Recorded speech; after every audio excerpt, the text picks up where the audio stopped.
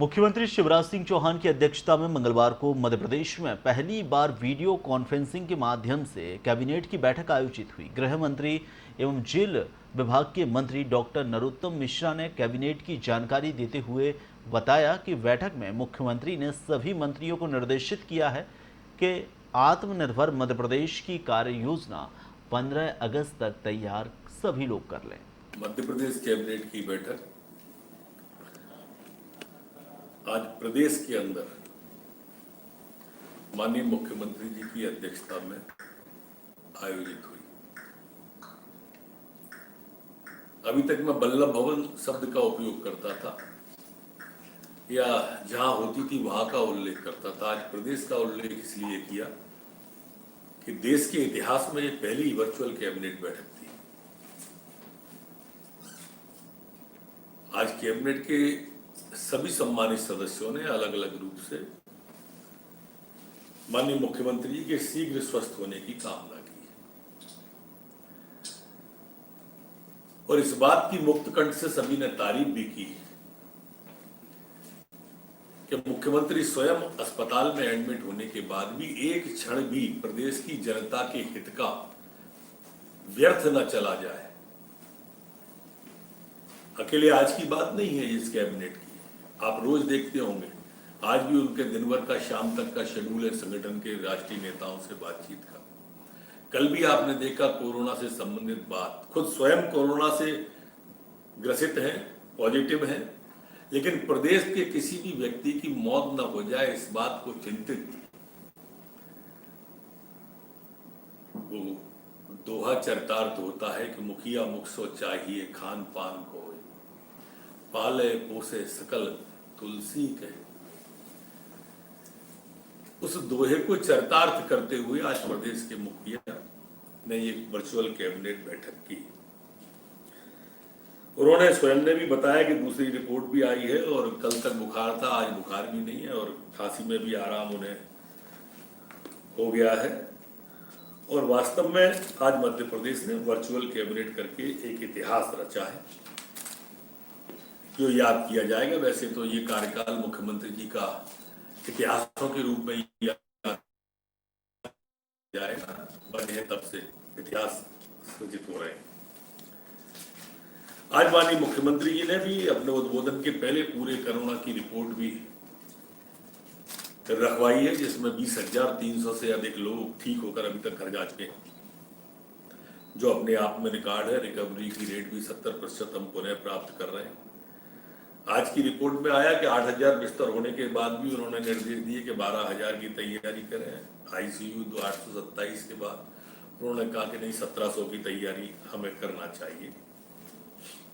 विस्तार से बात हुई जिसमें यह विषय भी निकल के आया कि लॉकडाउन स्थायी समाधान नहीं है, दूसरे समाधानों पर सोचना चाहिए। आज माननीय मुख्यमंत्री जी ने सभी मंत्रियों को पुनः कहा कि माननीय प्रधानमंत्री जी का आत्मनिर्भर भारत जो है उसके लिए आत्मनिर्भर मध्य प्रदेश बनाने का आप अपने अपने विभागों का सभी जो संकल्प है, जो कार्य योजना है, उसे 15 अगस्त तक पूरी करें और उसमें ले लें।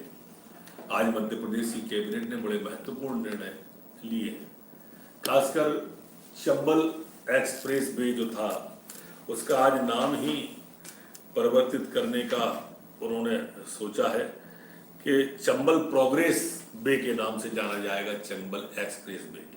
अब उसका नाम चंबल प्रोग्रेस, और ये नाम वास्तव में सार्थक भी होगा। मैं यहाँ यह कहना प्रासंगिक समझता हूँ कि वो चंबल जो कभी डाकुओं के नाम से जाना जाता था, वो चंबल जो कभी दुर्दांत लोगों के नाम से जाना जाता था, इन्हीं शिवराज सिंह जी के कार्यकाल में वह शांति स्थापित हुई थी। और यही शिवराज सिंह जी चौहान है जो इस इलाके में अब चंबल प्रोग्रेस वे बनाकर एक क्रांति, औद्योगिक क्रांति, एक क्रांति रोजगार क्रांति, ऐसी क्रांति लाने जा रहे हैं उस इलाके में कि जहां रोजगार के लिए नौजवानों को अनेक अवसर पैदा होंगे। ये Chambal express progress way Madhya Pradesh Rajasthan सीमा से मुरैना होते हुए भिंड जिले तक 309 किलोमीटर का 4 लेन ग्रीन फील्ड सड़क परियोजना भारतमाला परियोजना जो चल रही है केंद्र सरकार की, उसके अनुमोदन के लिए आज कैबिनेट के द्वारा अनुमोदित किया गया है। इस परियोजना हेतु राज्य सरकार निःशुल्क भूमि उपलब्ध कराएगी। अर्जित की जाने वाली भूमि से यथासंभव अदला बदली के माध्यम से ही हम करेंगे। किसान की जमीन अगर आती है तो उसके बदले में किसान को भूमि देने की पहली प्राथमिकता है। मिट्टी और मोरम जो उठाते हैं सड़क के लोग, उन्हें रॉयल्टी में छूट दी जाएगी।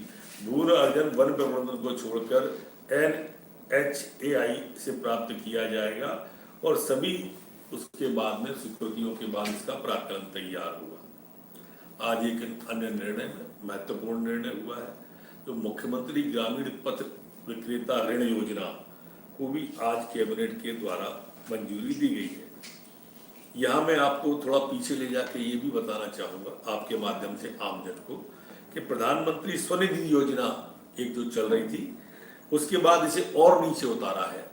वो नगर पालिका नगर निगम तक थी, उन्होंने ये नगर पंचायत और ग्राम पंचायत तक इसको लेके गए हैं, जिसमें हमारे गांव के अंदर काम करने वाले छोटे छोटे बढ़ई हैं, कुम्हार हैं, लोहार हैं, हाथ ठेला वाले, ठेले वाले, खोमचे वाले, सब्जी वाले, नाई हैं, इन सब के लिए 10,000 रुपए तक के ऋण की व्यवस्था और इस ऋण के ब्याज की व्यवस्था, और अगर वो समय पर ऋण चुकाएगा तो अगले साल दुगनी 20,000 की व्यवस्था। इस तरह की योजना है। आज मुख्यमंत्री जी ने चर्चा में ये भी कहा कि नगर पंचायत, ग्राम पंचायत अथवा जनपद पंचायत के स्तर पर सभी जगह पे वहाँ के प्रभारी मंत्री और स्थानीय मंत्री जो थे, ये सब लोग एक कार्यक्रम करके ये बांटेंगे। अभी तक इस योजना के अंदर हमारे पास में 8,56,697 आवेदन आ चुके हैं, जिनको कि ये कार्यक्रम करके देना। इनमें 64% महिलाओं के और अधिकांश फल फ्रूट विक्रेताओं के हैं, 4 लाख से अधिक। बाकी ये पिछड़े हैं, HC के लोग ज़्यादा हैं। उनको ये मुख्यमंत्री ग्रामीण पथ योजना को आज कैबिनेट के द्वारा मंजूरी दी गई है। हमारे समय में 22 नगर परिषदें बनाई गई थी जब माननीय शिवराज सिंह जी 3 का कार्यकाल था। उस 22 नगर पंचायतों को कांग्रेस की सरकार आई तो उस कांग्रेस की सरकार ने उन्हें नगर पंचायत से हटा के फिर ग्राम पंचायत कर दिया था। आज कैबिनेट के द्वारा उन्हें फिर नगर पंचायत में बहाल किया है। सिर्फ एक स्थान 22 में से एक केवलारी के लिए माननीय मुख्यमंत्री जी ने नगरीय प्रशासन मंत्री जी को उन्हें एक बार सम्मानित जनप्रतिनिधियों से चर्चा करने को कहा है। 21 की स्वीकृति हुई है और उसके बाद में इन 22 की स्वीकृति हो जाएगी। प्रधानमंत्री फसल बीमा योजना पूर्व की तरह भी इस बार भी 2020-21 से रबी और 20-22 से लागू करने का खरीफ का और रबी का तय किया है। इसी तरह से 3 वर्ष के प्रीमियम जो 6,305 करोड़ एवं प्रशासनिक व्यय 189.15 करोड़ जो वित्तीय भार आया था, इस योजना के लिए 12,799.15 करोड़ को वित्तीय आकार जो आंकलित है। निविदा खुली निविदा से बीमा कंपनी का चयन होगा। स्केल ऑफ फाइनेंस की 60% राशि योजना अंतर्गत बीमित राशि मान्य की जाएगी। एक बहुत कैंपा योजना बोलते हैं, CAMPA कैंपा योजना जो फॉरेस्ट विभाग की है, आज उसको भी मध्य प्रदेश की कैबिनेट के द्वारा मंजूरी दी गई है। इस योजना में काफ़ी बड़े काम ग्रामीण क्षेत्रों के हैं, खास करके जो बिगड़े वनों का सुधार है, नदियों का पुनर्जीवन है, जल संरक्षण के कार्य हैं, गांव सीमा में वन क्षेत्रों और बांस रोपण को बढ़ावा देना है, वन्य प्राणी संरक्षित क्षेत्रों को स्वैच्छिक विज्ञापन है, क्षतिपूर्ति का वृक्षारोपण है, नगर वनों की स्थापना और अनुरूक्षणा और जल संरचनाओं के विकास को इस कैंपा योजना के अंदर लेने का प्रस्ताव है।